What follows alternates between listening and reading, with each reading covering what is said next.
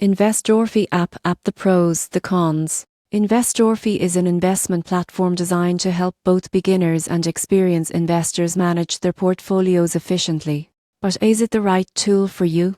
Starting with the pros. First, comprehensive portfolio management. InvestorFi allows users to track multiple accounts, providing a complete snapshot of your investments in one place. Second, automated investing options. The app can suggest portfolio allocations based on your risk tolerance and goals, making it easier to maintain a diversified portfolio. Third, educational resources. InvestorFi offers guides and market insights to help users understand investing principles and stay informed. Now, the cons. One limitation is limited asset availability. While it covers ETFs and stocks, it may not include some niche investments or international options. Another drawback is fees. Certain advanced features and premium analytics are subscription-based, which could be costly for casual investors. The surprising truth? Most investors overlook consistent contribution. InvestorFi's automation ensures regular investments, which can significantly improve long-term growth. In conclusion, the pros: portfolio tracking, automated investing, and educational resources make InvestorFi a solid choice for those seeking guidance and efficiency.